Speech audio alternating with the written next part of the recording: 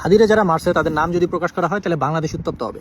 এর মানে হইতেছে কি যে যারা মারছে তারা এদের সরকারি পর্যায়ে কোনো লোক আছে আছে, অথবা বাংলাদেশে কোনো আইন শৃঙ্খলা রক্ষাকারী বাহিনী হইতে পারে।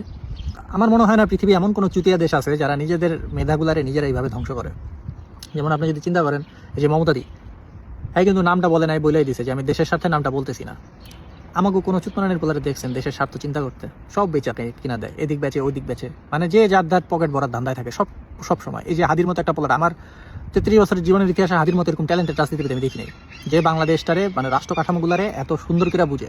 এই যে আজকে আমাদের পররাষ্ট্রমন্ত্রী প্রতিমন্ত্রী আর কি, ওই যে শামাউবাদ মনে আমার নাম, হ্যাঁ কইতাছে যে ভারতের একটা অঞ্চলের পরাজিত মুখ্যমন্ত্রী কি বললো হাদির হত্যাকারী নিয়ে, সেটা নিয়ে এত মানে বিচলিত হওয়ার কিছু নাই। হাদি যে কি আসিল এটা না এই ইয়াং পোলাপান বুঝছে। মানে ও যে কি লেভেলের থ্রেট ছিল, যে ভারতের মতো একটা পরাশক্তির ওটা মারতে হয়েছে। আপনাদের যে পুরা মন্ত্রী ক্যাবিনেট আছে না, এই মন্ত্রী ক্যাবিনেট পুরাটারে ও একা টিউশন দিতে পারতো 3 বেলাতেও।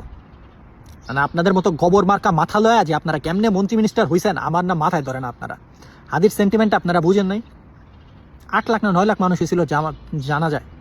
আপনি একজন প্রতিমন্ত্রী হয়ে আপনি কইতেছেন যে হাদির এত ইটি করার দরকার নাই বা এই নাই। আপনারা চাইতেছেন কি বেসিক্যালি যে জনগণ আপনার করে পিড়া এরপর নামাক।